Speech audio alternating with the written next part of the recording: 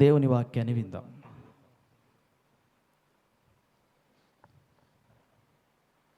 పరిశుద్ధ గ్రంథంలో యబ్బేజు అనే వ్యక్తి గురించి మనందరికీ తెలుసు. అతడు ఒక చక్కని ప్రార్థన చేశాడు. అతని గురించి 2 వచనాలు 3 వచనాలు వ్రాసి ఉన్నప్పటికీ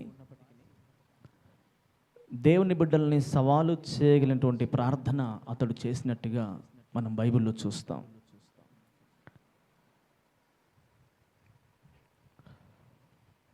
యబ్బేజు ప్రార్థనలో 4 విషయాలు ఉంటాయి. మొదటగా అతడు నన్ను ఆశీర్వదించయ్యా అన్నాడు. రెండవది నా సరిహద్దులను విశాలపరచు అన్నాడు. మూడవదిగా నీ చెయ్యి నాకు తోడుగా ఉండ చేయము అన్నాడు. 4 ఏకిడు రాకుండా నన్ను తప్పించుము అన్నాడు. సాధారణంగా ఒక వ్యక్తికి కావాల్సినవి ఈ 4. ఆశీర్వాదము, విశాలపరచబడుట, దేవుని చెయ్యి తోడుగా ఉండుట, కీడు రాకుండా తప్పించబడుట. యబ్బేజుకి ప్రార్థన చేయమని ఎవరు ప్రేరేపించారో మనకు తెలియదు. ఒకవేళ అతడు ఇశ్రాయేలీల దేవుని గురించి తెలుసుకొని ఉండొచ్చు. ఆయన ఎంత శక్తివంతుడో, ఆయన ఏం చేయగలడో అనేది యబ్బేజు దేవుని గురించి ఎరిగిన వాడై ఉన్నాడు. కాబట్టి అతడు ప్రార్థన చేశాడు, మొరపెట్టాడు. సాధారణంగా మన ప్రార్థనలన్నీ కూడా దీవించుతోనే ప్రారంభమవుతాయి, లేదా ఆశీర్వదించు ప్రభువా అనే మాటతోనే ప్రారంభమవుతాయి, లేదా నాకున్నదాన్ని విస్తరింపు చేయ అని ప్రార్థన చేస్తాం. గతంలో చాలాసార్లు మనం ధ్యానం చేసిన మాట ఇది. కానీ ఈ 3వ అంశం మనం చూస్తే, ఆశీర్వదించు, నన్ను దీవించు, నా సరిహద్దులను విశాలపరచు. ఆ తర్వాత అంటాడు, నీ చెయ్యి నాకు తోడుగా ఉండనివయ్యా అంటాడు. నీ హస్తం నాకు తోడుగా ఉండ దయచేయమయ్యా అంటాడు. నన్ను ఆశీర్వదించిన, నన్ను దీవించిన, నన్ను విస్తరింపచేసిన, నన్ను విశాలపరిచిన నీ హస్తం నాకు తోడుగా ఉండకపోతే ఇవన్నీ నా నుండి దూరమైపోతాయి అని గ్రహించిన వాడు యబ్బేజు. దేవుని హస్తం, దేవుని చేయి ఒక వ్యక్తికి ఎంత అవసరమో, దేవుని చేయి ఒక దేవుని బిడ్డకు ఎంత అవసరమో యబ్బేజు ప్రార్థనలో మనం చూస్తున్నాం. నిన్ను దేవుడు ఆశీర్వదించిన, విస్తరింపచేసిన, వర్ధిల చేసిన, విశాలపరిచిన, దీవించిన ప్రభు హస్తం నీకు తోడుగా లేకపోతే నీవు సమకూర్చుకున్నదంతా, లేదా దేవుని చేత నీవు పొందిన దీవెనంతా కూడా నీ యొద్ద నుంచి పోయింది. అది బాగా తెలుసు యబ్బేజుకి. అందుకే యబ్బేజు ప్రార్థన, నీ చెయ్యి నాకు తోడుగా ఉంచయ్యా, నీ హస్తం నాకు తోడుగా ఉంచయ్యా అని ప్రార్థన చేస్తాడు. ఇదిగో యేసుక్రీస్తు ప్రభువారు భూమి మీద బ్రతికున్నప్పుడు ఎన్నో హస్తాలు యేసయ్య వైపు చాపబడ్డాయి. ఎన్నో హస్తాలు యేసుక్రీస్తు ప్రభు దగ్గరికి వచ్చాయి. కానీ ఎవరి హస్త తోడును యేసయ్య కోరుకోలేదు. ఎవరి హస్తాన్ని యేసుక్రీస్తు ప్రభువారు ఆశ్రయించలేదు. ఎవరి హస్తం వైపు ఆయన ఎదురు చూడలేదు. దేవుని చేతుల వైపే, తండ్రి చేతుల వైపు ఆయన చూశాడు. తండ్రి చేతిలో భద్రత ఉంది, ప్రొటెక్షన్ ఉంది. తండ్రి చేతులు కొరచగా లేవు, అవి రక్షించే చేతులు. దేవుని హస్తములు మనుషునికి రూపునిచ్చాయి. సృష్టి అంతా ఆయన హస్త కృత్యములే, ఆయన హస్తములు నిర్మించాయి. నిర్మించినవాడు అనుంది బైబిల్లో. ఆయన మనలను నిర్మించినవాడు అనుంది. ఆయన నిర్మాణకుడు అనుంది బైబిల్లో. కాబట్టి ఆయన హస్తాన్ని తోడుగా కోరుకుంటున్నాడు యబ్బేజు. ఒక వ్యక్తికి దేవుని హస్తం లేకపోతే ఏం జరుగుద్దో అని గతంలో నేను చెప్పినట్టుగా నాకు గుర్తుంది. దేవుని హస్తం ఒక వ్యక్తికి తోడుగా లేకపోతే అతని పరిస్థితి ఏ విధంగా మారిపోయిద్ది అనే విషయాన్ని మనం గతంలో ధ్యానం చేశాం. లోకంలో మీరు ఉన్నారు కనుక మీరు మనుషుల హస్తాల వైపు చూస్తూ ఉంటారు, మనుషుల హస్తాలను ఆశ్రయిస్తూ ఉంటారు. మనుషుల హస్తాలు ఏ రకంగా ఉన్నాయి, ఎవరి హస్తంలో ఏముంది అని గమనిస్తూ ఉంటారు. అరే పలానా వ్యక్తి నాకు తోడుగా, పలాని వ్యక్తి యొక్క హస్తం నాకు తోడుగా, పలానా వ్యక్తి నాకు సహకారిగా ఉంటే బాగుండని హస్తాలను చూస్తారు. అంటే అది ఇచ్చే హస్తమా, ఇవ్వని హస్తమా? ఆ హస్తం ద్వారా మనకు మేలు ఉందా కీడు ఉందా అని గమనించి లోకంలో మీరు ఉన్నారు కనుక మనుషుల హస్తాల వైపు మీరు చూస్తూ ఉంటారు. యబ్బేజుకి ఎంతోమంది స్నేహితులు ఉన్నారు. యబ్బేజుకు ఎంతోమంది స్నేహితులు ఉన్నారు. తన ఇంటి వారు ఉన్నారు, తన బంధువులు, తన రక్త సంబంధికులు ఎంతోమంది ఉన్నారు. కానీ ఏ హస్తము యబ్బేజును వర్ధిల్ల చేయలేదు. ఎవరి హస్తము యబ్బేజును ఆశీర్వదించలేదు, యబ్బేజుకు ఆదరణ కలిగించలేదు అని చెప్పొచ్చు. ప్రియ దేవుని బిడ్డలారా, యబ్బేజుకు ఎవరి హస్తము ఆదరణ కలిగించలేకపోయింది.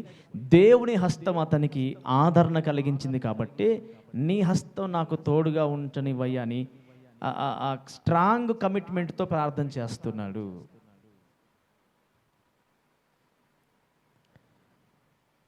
ఒక వ్యక్తికి దేవుని హస్తం తోడుగా ఉండాలంటే, లేదా ఇక్కడున్న మీకు దేవుని హస్తం తోడుగా ఉండాలంటే ఏం చేస్తే దేవుని హస్తం మనకు తోడుగా ఉంటుంది? మనం ఏం చేయాలి?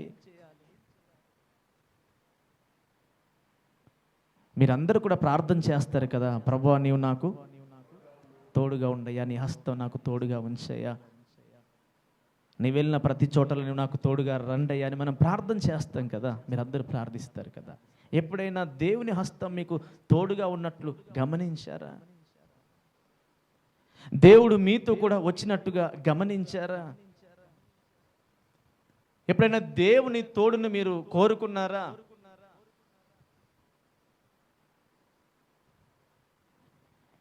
మన భక్తులందరూ, మన పితరులందరూ దేవుని హస్తము తోడు ద్వారానే దీవించబడి స్థిరపరచబడ్డారు.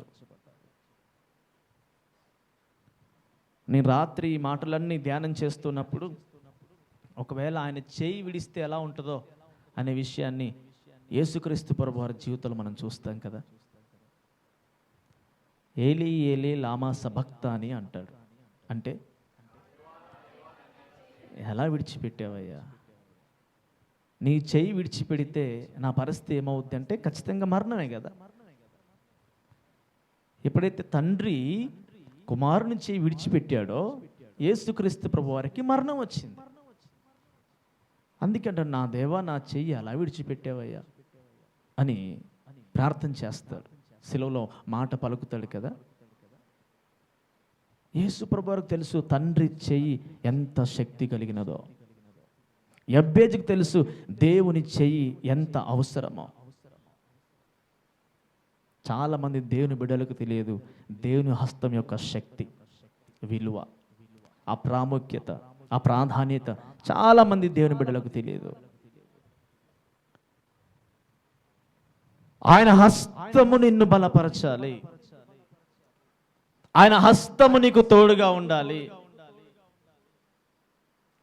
ఎజ్రా అంటాడు, మా దేవుని హస్తము మాకు తోడుగా ఉన్నందున మేము యెరూషలేముకు క్షేమముగా చేరితిమి అంటాడు.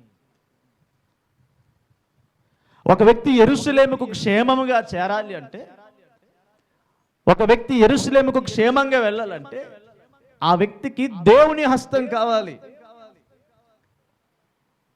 అతని భక్తి అతన్ని చేర్చదు. అతని భక్తి అతన్ని చేర్చదు.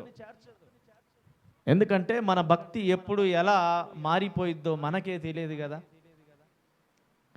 ఏప్రిల్ 7వ తారీఖు ఈరోజు ఎలా ఉంటుందో భక్తి, మళ్ళీ నెక్స్ట్ సండేకి ఎలా ఉంటుందో తెలియదు కదా. మీకు బాగా తెలుసు కదా, మాటలు మారుతాయి, పద్ధతులు మారుతాయి, ప్రవర్తన మారుతుంది, అన్నీ మారిపోతూ ఉంటాయి కదా. పరమ యెరూషలేముకు ఒక వ్యక్తి చేర్చబడాలి అంటే, పరమ యెరూషలేముకు ఒక వ్యక్తి చేర్చబడాలి క్షేమంగా అంటే అతనికి దేవుని హస్తం తోడుగా ఉండాలట. మా దేవుని హస్తం మాకు తోడుగా ఉన్నందున ఆయన మా మార్గములో మా శత్రువుల నుండి, మా మార్గములో పొంచున్న ప్రమాదముల నుండి మమ్మల్ని తప్పించి క్షేమముగా యెరూషలేముకి మమ్మల్ని చేర్చెను అంటాడు హెజ్రా. ఈ హెజ్రా శాస్త్రి అనే చెప్పే మాట ఏంటంటే, శత్రుల పైన, అదేవిధంగా మార్గములో పొంచి ఉన్న ప్రమాదముల పైన. చాలా మంది చెబుతారు ప్రమాదం జరిగింది కానీ నేను తప్పించబడ్డాను అంటారు. ప్రమాదం జరిగింది కానీ నేను తప్పించబడ్డాను, దేవుడు నన్ను తప్పించాడు. దేని నుండి తప్పించాడు? దేవుని తప్పించాడు. ప్రమాదం జరిగింది కానీ తప్పించబడ్డాను. ఎలా?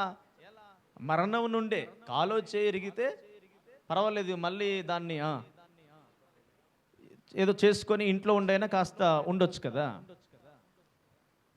భయంకర ప్రమాదం జరిగింది కానీ తప్పించబడ్డాను, ప్రాణం పోకుండా నేను తప్పించబడ్డాను అని చెబుతారు కదా. ఎజ్రా అంటాడు ఎజ్రా గ్రంథము 8:31 చదవండి ఒకసారి.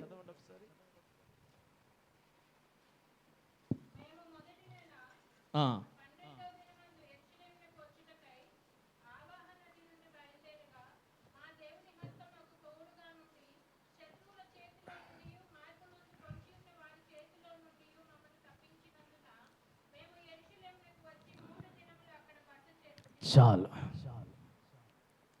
ఎలా చేరుకున్నారంట వారు యెరూషలేముకి? వారి భక్తితోట, వారి సమర్పణతోట, వారు చేసిన పరిచర్యతోట ఎలా చేరుకున్నారు? వారు చేసిన పరిచర్యన, వారు చేసిన ఆరాధన, వారు చేసిన ప్రార్థన ద్వారా వారు చేరుకున్నారా యెరూషలేముకి?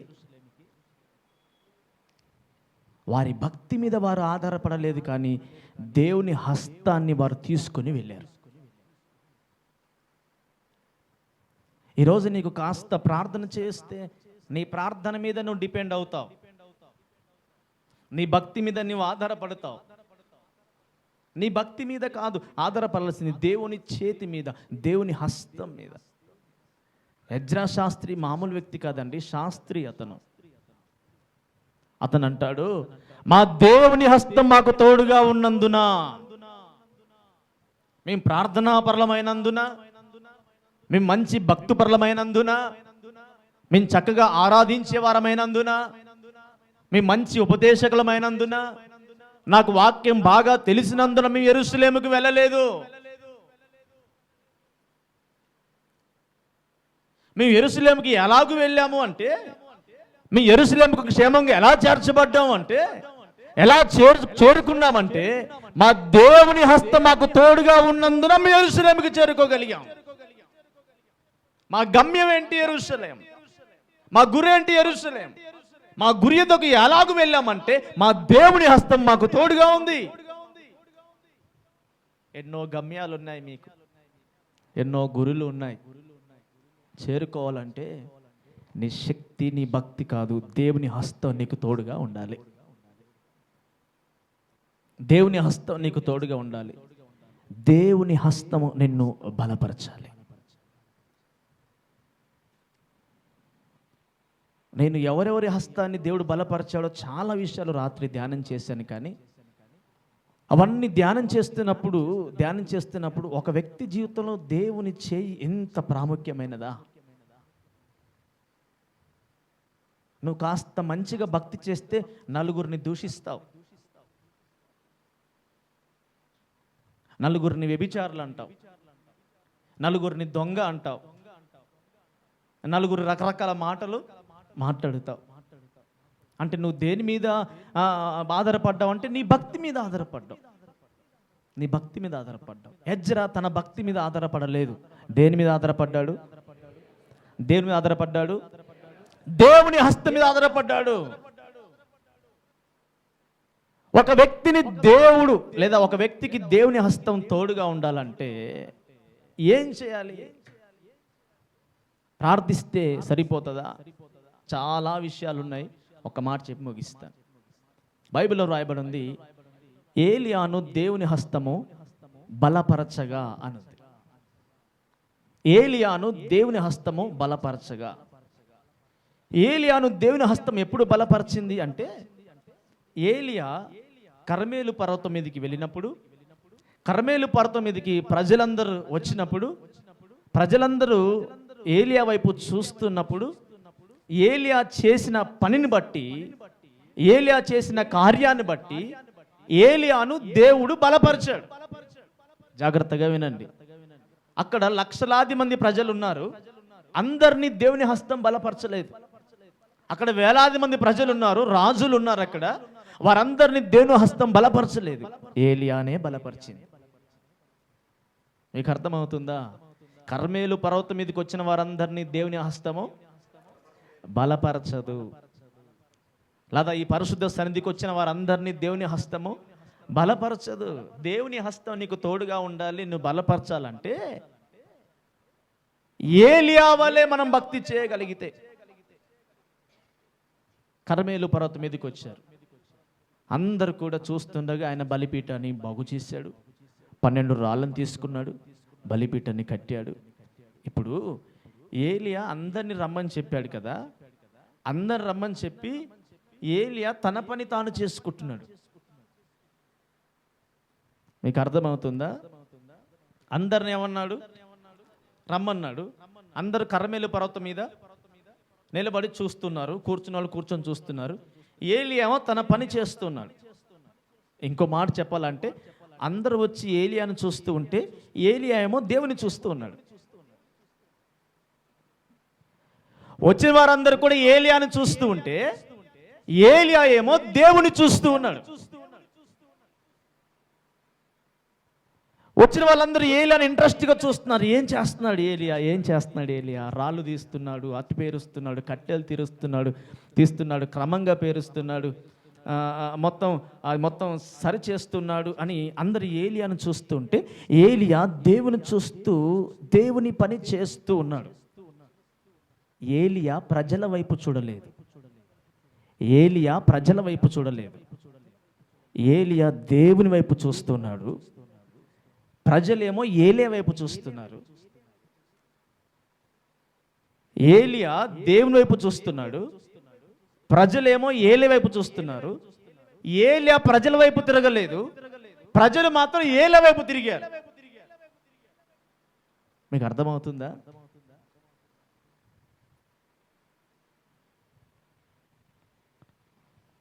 వచ్చిన ప్రజలు మొదటగా వారు ఏలియాను చూస్తున్నారు, ఏలియా ఏమో దేవుని చూస్తున్నారు.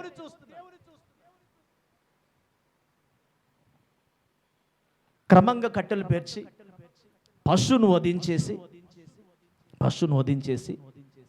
ప్రార్థన చేసి ఆకాశం నుండి అగ్నిని దించిన తర్వాత ఆ పశువు బూడిదైపోయి కట్టెలు బూడిదైపోయిన తర్వాత అప్పటి వరకు ఏలియాను చూసిన ప్రజలు దేవుని చూడడం ప్రారంభించారు.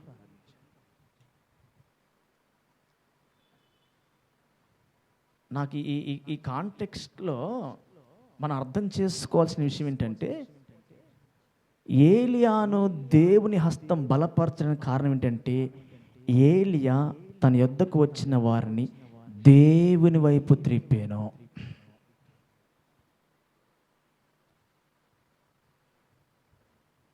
తన వైపు తిప్పుకోలేదు, తనను ఫాలో అవ్వమని చెప్పలేదు, తన వెంట నడవమని చెప్పలేదు. మొదట్లో ప్రారంభంలో వారు ఏలియా వైపు చూసినప్పటికీ ముగింపు వారు దేవుని వైపు తిప్పేలాగా, దేవుని వైపు చూసేలాగా చేశాడు ఏలియా. ఈ మధ్యాహ్నం ప్రభు సెలవిస్తున్న మాట ఏంటంటే, నువ్వు ఎవరి వైపు తిరుగుతున్నావు, నీతో ఉన్న వారిని ఎవరి వైపు తిప్పుతున్నావు? ప్రభు హస్తం నేను ఎలాగూ బలపరిచేది? దేవుని హస్తం నీకు ఎలాగూ తోడుగా ఉండేది? నీ శ్రమకు, నీ కష్టానికి, నీ ఆశీర్వాదానికి, నీ దీవెనకు దేవుని హస్తం తోడుగా ఉండాలంటే ఎటు తిరుగుతున్నావు నీవు? ఎటువైపు మల్లుతూ ఉన్నావు? ఒక నామకార్థులు వస్తే వారి వైపు మల్లుతావు. వీళ్ళందరూ ఎవరు? వచ్చిన వాళ్ళందరూ కర్మేలు పర్వతం మీదకి వచ్చిన వాళ్ళందరూ ఎవరంట? రెండు తలంపుల మధ్య ఉన్నవారు అంటే నామకార్థులు. లోకం కావాలి, దేవుడు కావాలి అనేటువంటి బ్యాచ్ అది. అటు లోకం కావాలి, ఇటు దేవుడు కావాలి అనేటువంటి దిమాంస్కులు లేదా రెండు తలంపుల మధ్య ఉన్నవారు అనుంది బైబిల్లో. ఏలి అంటాడు, ఎంతకాలం మీరు రెండు తలంపుల మధ్య ఉంటారు అంటాడు కదా. రెండు తలంపులు ఉంటాయి. ఇటు దేవుడు కావాలంటారు, అటు యెజబెలు కావాలంటారు, అటు లోకం కావాలంటారు. ఇటు ఏలియా కనిపిస్తే దేవుని వైపు తిరుగుతారు, అటు వాళ్ళు నామకార్థులు కనిపిస్తే వారి వైపు తిరుగుతారు. ఎలా దేవుడు హస్తం నీకు తోడుగా ఉంటుంది చెప్పండి? నీ వద్దకు వచ్చిన వారు నామకార్థుల్లో ఎవరో నీకు తెలియదా? ఎలా తిరుగుతావు వాళ్ళ వైపు? నువ్వు వారిని ప్రభు వైపు కదా నువ్వు తిప్పాల్సింది. బలిపీఠాన్ని బాగు చేస్తుంటే, కట్టెలు క్రమంగా పేరుస్తూ ఉంటే, నీళ్లు నింపుతూ ఉంటే, రాళ్ళు 12 రాళ్ళు తీసుకుని వచ్చి, ఆ 12 రాళ్ళు 12 గోత్రాలకు సాదృశ్యంగా ఉన్నటువంటి ఆ రాళ్ళను పేర్చి బలిపీఠం కడుతూ ఉంటే, వచ్చిన నామకార్థులు, చూస్తున్న నామకార్థులు ఆ క్రమాన్ని నేర్చుకుని వారు దేవుడు చేసిన కార్యాన్ని బట్టి దేవుని వైపు తిరిగారు. నువ్వు వాళ్ళు రాకముందే వాళ్ళ వైపు నువ్వు ముఖం తిప్పేస్తీవి.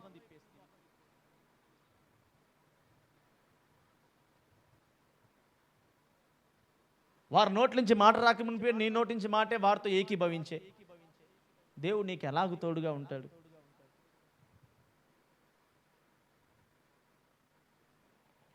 ప్రజలను దేవుని వైపు తిప్పేను. నీ కుటుంబాన్ని దేవుని వైపు తిప్పో. నువ్వు యథార్థవంతుడివే కదా, నువ్వు మంచి వ్యక్తివే కదా, నువ్వు భక్తిపరుడవే కదా. నీ కుటుంబాన్ని ఎటు తిప్పాలి? నీవు ఎటు తిప్పాలి? ఎటువైపు తిప్పాలి? దేవుని వైపు తిప్పాలి. అక్కడ వచ్చిన లక్షలాది మంది ప్రజల్ని కర్మేలు పర్వతం మీద ఏలియా దేవుని వైపు తిప్పెను. దేవుడు ఎలా ఊరుకుంటాడు మరి ఏలియాను చూసినప్పుడు? ఎలా ఊరుకుంటాడు? అంత గొప్ప కార్యం చేసినప్పుడు వాళ్ళందరూ కూడా ఏలియాని కదా మెచ్చుకోవాలి.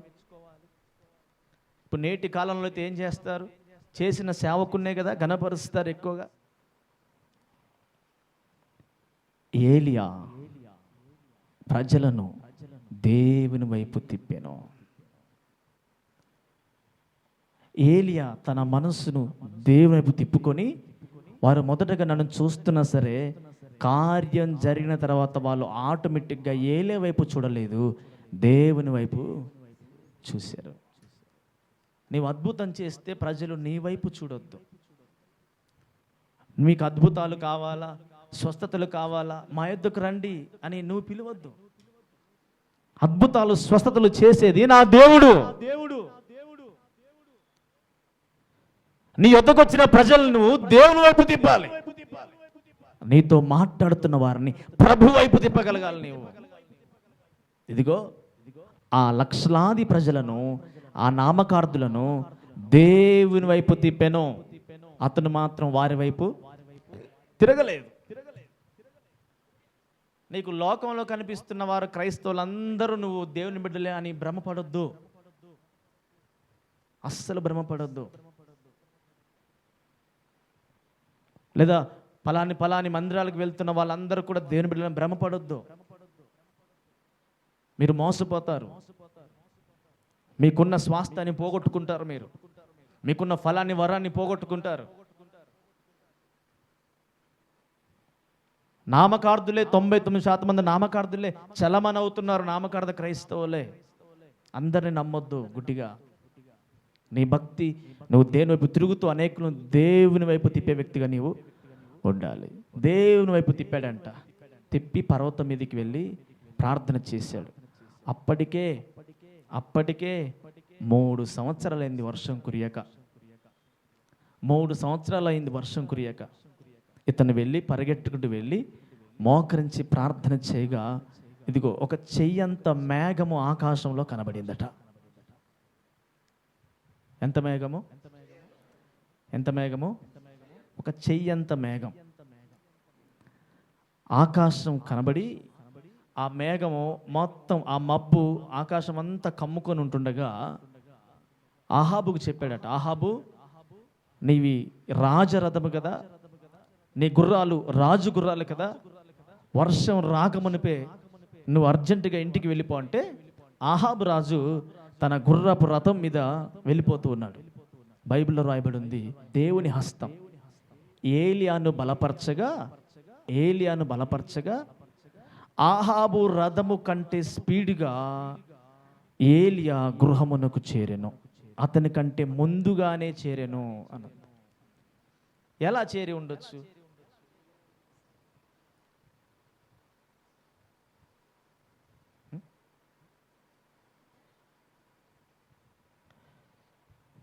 గుర్రం కంటే స్పీడ్గా మనిషి పరిగెత్తగలడా?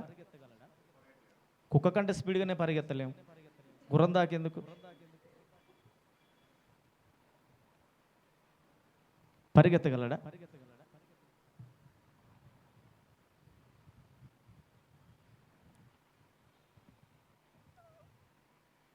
అసలు ఆహాబును దాటుకొని ఆహాబులాగా ఆహాబు రథం వెళ్తున్న మార్గంలో పోలేదు ఏలియా. ఏలియా ఆహాబు రథము కంటే స్పీడ్గా వెళ్ళడానికి గల కారణం ఏంటంటే, ఆహాబును దేవుని హస్తం బలపరచలేదు, ఏలియాను దేవుని హస్తం బలపరచెను. పర్వతాలు రహదారిగా మారిపోయాయి ఏలియాకి, కొండలు రహదారులుగా మారిపోయాయి ఏలియాకి. ఆ కొండలన్నిటిని దాటుకొని ఆహాబు కంటే ముందుగానే తన గృహానికి లేదా ఆ ఇంటికి, ఆ రాజభవనానికి చేరుకునేను, గమ్యానికి చేరుకోలేను. ఈ మధ్యాహ్నం దేవుడు చెబుతున్న మాట ఏంటంటే, ఆయన నిన్ను బలపరిస్తే. ఒకసారి చదువుదామా మొదటి రాజుల గ్రంథము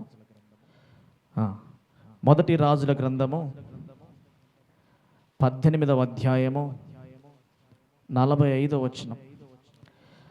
అంతలో ఆకాశము మేఘములతోనూ గాలివానతోనూ కారు కమ్మెను, మోపైన వాన కురిసెను గనక ఆహాబు రథమెక్కి యజ్రెయేలునకు వెళ్ళిపోయాను. యెహోవా హస్తము ఏలియాను బలపరచగా అతను నడుము బిగించుకొని ఆహాబు కంటే ముందుగా పరిగెత్తుకొని పోయి యజ్రెయేలు గుమ్మమునొద్దకు వచ్చెను. యెహోవా హస్తము ఏలియాను బలపరచగా. ఎవరి హస్తము? యెహోవా హస్తము ఏలియాని బలపరచగా. ఈ మధ్యాహ్నము మిమ్మల్ని ఎవరు బలపరచాలి? దేవుని హస్తం మిమ్మల్ని బలపరచాలి. నేను బలపరిచాను అనుకో, ఏమంటాను? పలానా వ్యక్తిని బలపరిచింది నేనే అంటాను కదా. అంటానా? నన్ను అంటాను. పోనీ మీరు బలపరిచారు అనుకోండి, మీరు కూడా నాకంటే ఇంక 2 ఆకులు ఎక్కువనే అంటారు.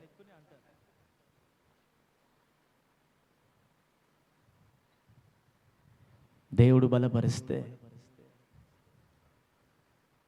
దేవుని హస్తం బలపరిస్తే మిమ్మల్ని, ఆయన హస్తం మిమ్మల్ని బలపరచాలంటే మీరు ఆయన వైపు తిరగాలి, మీతో ఉన్న వారిని ఆయన వైపు తిప్పాలి. ఆయన హస్తం మిమ్మల్ని బలపరచాలంటే మొదటగా మీరు ఆయన వైపు తిరగాలి, మీ వద్దకు వచ్చిన వారిని, మీతో ఉన్న వారిని ఆయన వైపు త్రిప్పాలి. నీ వైపు త్రిప్పుకోకు, ఆయన వైపు త్రిప్పు. ఆయనకు అనుచరుడుగా మార్చు, ఆయన వెంబడించే వ్యక్తిగా మార్చు, ఆయన వైపు త్రిప్పు. నీవు వాళ్ళ వైపు తిరగకు. నీవు వాళ్ళ వైపు తిరగకు. ఏలియా ప్రజల వైపు తిరగలేదు. ఏలియా ప్రజల వైపు తిరగలేదు. సేవకుడు సంఘం వైపు తిరగొద్దు. ఒక దేవుని సేవకుడు సంఘం వైపు తిరగొద్దు. ఎటు తిరగాలి? దేవుని వైపు తిరగాలి. ఎందుకంటే ఆయన బలపరిస్తే కొండలు కూడా, పర్వతాలు కూడా రహదారులుగా మారిపోతాయి. ఆయన బలపరిస్తే కొండలు, పర్వతాలు, గుట్టలు, లోయలు అన్నీ కూడా రహదారులుగా మారిపోతాయి. ఆయనను బలపరిస్తే నీ ముందున్న కొండ లాంటి సమస్యలను దేవుడు రహదారిగా మారుస్తాడు. ఎంతకాలం వీరి హస్తం వారి హస్తం వైపు చూస్తావు? ఏముంటుంది? నా హస్తంలో ఏముంటుంది? లెక్కలు ఉంటాయి అన్నీ. ఆయన హస్తంలో లెక్కలు ఉండవు, మన చేతులకు లెక్కలు ఉంటాయి. నువ్వు ఎవరి చేయని ఆశ్రయించినా లెక్క ఉంటుంది, కౌంట్ ఉంటుంది. కౌంట్ లేకుండా ఎవరికైనా డబ్బులు ఇచ్చారా మీరు? మరి అలా చూస్తున్నారేంటి? ఇప్పుడు జేబులు తీసి తీసుకో, ఎంతో పర్లేదు తీసుకో అన్నారు ఎప్పుడన్నా? ఎవరైనా బదులు అడిగితే? ఎప్పుడైనా అట్లా జేబులను తీసి ఎవరైనా డబ్బులు బదులు కావాలండి, 1000 రూపాయలు 2000 అంటే ఇలా తీసుకోండి బ్రదర్, ఎంత తీసుకొని అన్నారా ఎప్పుడైనా? 10 సార్లు లెక్క పెడతారు, 150 ఎక్కువ పోయినాయేమోనని. మన చేతులకి లెక్కలు ఉంటాయి. దేవుని హస్తం నిన్ను బలపరిస్తే కౌంట్ చేయడు, కౌంట్ చేయకుండా ఆశీర్వదిస్తాడు, కౌంట్ చేయకుండా వర్ధల చేస్తాడు. ఆయన హస్తం నిన్ను బలపరిస్తే, ఆయన హస్తం నిన్ను బలపరిస్తే కొండలు, గుట్టలు, లోయలు, పర్వతాలు నీకు రహదారిగా మారుస్తాడు. ఎజ్రా అందుకే అంటాడు కదా, ఆయన హస్తము మాకు తోడుగా ఉన్నందున మేము యెరూషలేముకు చేరితిమి. ఆయన చేయి మాకు తోడుగా ఉన్నందున శత్రుల చేతి నుండి, మార్గంలో పొంచున్న వారి చేతి నుండి మమ్మల్ని తప్పించి యెరూషలేముకు చేర్చాను. నీకు ఎవరి హస్తం కావాలి? నీకు ఎంతైనా ఉండొచ్చు. దేవుని హస్తం నీకు తోడుగా ఉంటే, దేవుని హస్తం నిన్ను బలపరిస్తే నువ్వు గమ్యానికి చేర్చబడతావు, గురి యొద్దకు చేరుకోగలుగుతావు. ఆయన హస్తం నీకు తోడుగా ఉండాలి అంటే మొదటగా నీవు తిరగాలి. 2, నీ యొద్దకు వచ్చిన వారు, నీతో ఉన్న వారిని దేవుని వైపు త్రిప్పాలి. అలాంటి కృప దేవుడు మీ అందరికీ అనుగ్రహించునుగాక. ఆమేన్, ఆమేన్. అందరూ లేచి నిలబడదాం. అందరూ లేచి నిలబడి ఒక 2 నిమిషాలు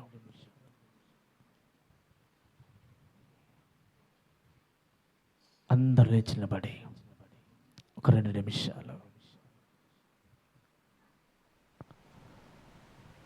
ఎబ్బేజ్ అంటాడు, అయ్యా నీ చేయి నాకు తోడుగా ఉండనివయ్యా. ఎజ్రా అంటున్నాడు, దేవుని హస్తం నాకు తోడుగా ఉన్నందున మేము తప్పించబడ్డాం, శత్రువుల చేతిలో నుండి తప్పించబడ్డాం, శత్రువుల చేతిలో నుంచి తప్పించబడ్డాం. మా మార్గానికి అడ్డుగా ఉన్న, నీ వెళ్తున్న మార్గానికి అడ్డుకట్టగా ఉన్న, మార్గంలో అడ్డుగా ఉన్న వారి చేతిలో నుంచి ఆయన మమ్మల్ని తప్పించాడు. చేయి, ప్రార్థన చేయి. ఆయన నీకు తోడుగా ఉంటే నీవు తప్పించబడతావు. ఆయన హస్తం నీకు తోడుగా ఉంటే నువ్వు తప్పించబడతావు. ఆయన చెయ్యి నీకు తోడుగా ఉంటే నువ్వు తప్పించబడతావు, గమ్యమునకు చేర్చబడతావు. ప్రార్థించు. హల్లెలూయా, హల్లెలూయా. ఇదిగో ఏలియాకు దేవుని హస్తము బలపరిచినందున, ఏలియాను దేవుని హస్తం బలపరిచినందున ఏలియా ఆహాబు రథము కంటే స్పీడ్గా పరిగెత్తాను, గుర్రముల కంటే స్పీడ్గా పరిగెత్తాను. కొండలు, లోయలు, పర్వతాలు రహదారులుగా మారిపోయాయి. నీ ముందున్న కొండలాంటి, నీ ముందున్న పర్వతం లాంటి శ్రమలు నీకు రహదారులుగా మారిపోవాలంటే నా దేవుని హస్తం నీకు తోడుగా ఉండాలి. నా దేవుని హస్తం నిన్ను బలపరచాలి. ఏలియాను బలపరిచిన వాని హస్తం నిన్ను బలపరిచినట్లుగా నీవు ఆయన వైపు తిరుగు. నీ కుటుంబాన్ని ఆయన వైపు త్రిప్పు. నీ యొద్దకు వచ్చిన వారిని ఆయన వైపు త్రిప్పు. మరణం ఏంటంటే నీ యొద్దకు వచ్చిన వారిని ఆయన వైపు తిప్పితే ఆయన హస్తము నిన్ను బలపరుచుంది. నీ కుటుంబాన్ని ఆయన వైపు తిప్పితే ఆయన హస్తము నిన్ను బలపరుచుంది.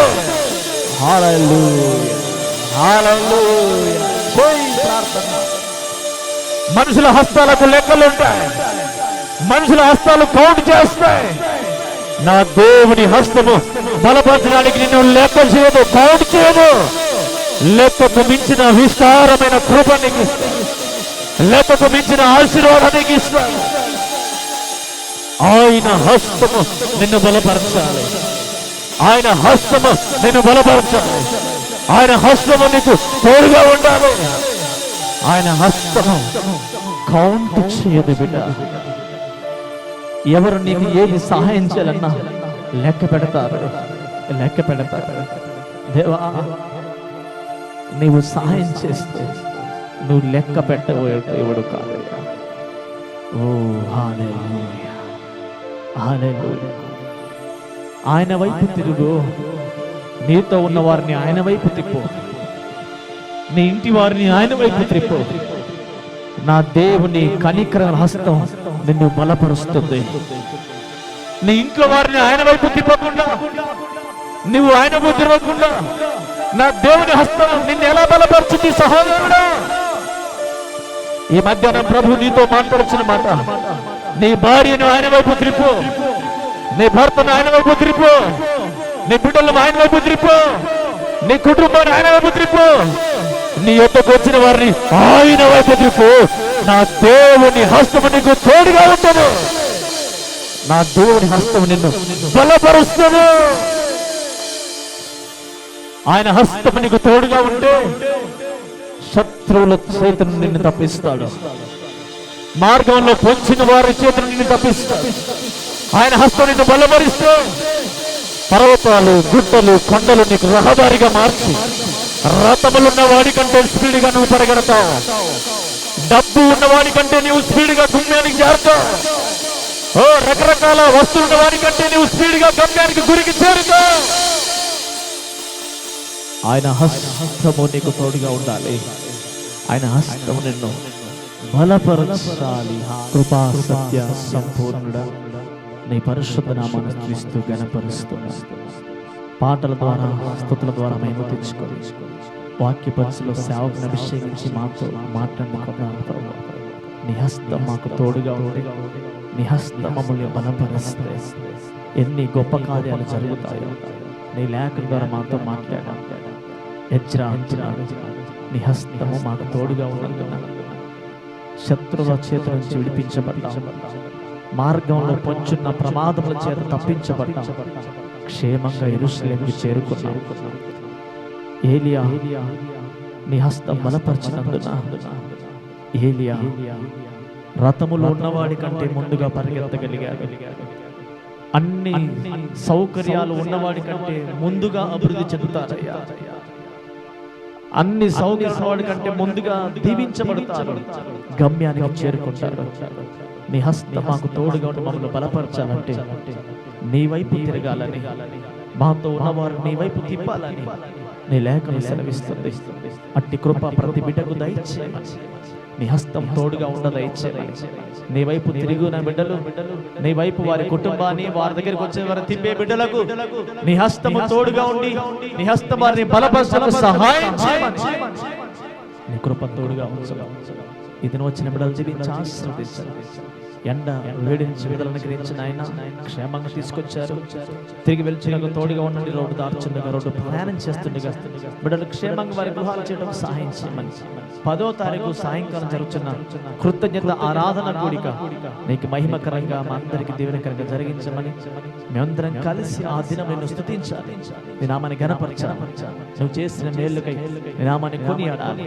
బిడ్డలందరూ నడిపించి నామానికి మహిమ తెచ్చుకోమని స్తుతి చెల్లిస్తూ అర్పణ దీవెనకరంగా మార్చమని అర్పించిన ప్రతి బిడ్డ కుటుంబాన్ని ఆశీర్వదించమని యేసయ్య శ్రేష్ఠ నామమున ప్రార్థించి వచ్చున్నాను పరమ తండ్రి. ఆమేన్. మన తండ్రి అయిన దేవుని ప్రేమ, ప్రభువైన యేసుక్రీస్తు వారి కృప, పరిశుద్ధాత్మ దేవుని కరుణ సహవాసమైన సన్నిధి ఇక్కడ మనకున్న సకల పరిశుద్ధులు ఈ దినం ఆరాధనలో పాల్గొని వాక్యమైన ప్రతి బిడ్డకు ఇది మొదలుకొని ఆయన రాకడ వరకు సదాకాలం తోడి ఉండి ముందుకు నడిపించి బలపరచును గాక. ఆమేన్. యేసు రక్తమే జయం, ప్రభుయేసు రక్తమే జయం, యేసు నామములో సంపూర్ణ విజయం, అపవాది కనదగుడి నాశనం. తండ్రి నీ కార్యం నిరంతరం జయము జయము జయము తండ్రి. ఆమేన్. అందరి కొందనాలు. దేవుడు మిమ్మల్ని దీవించును గాక. ఆమేన్.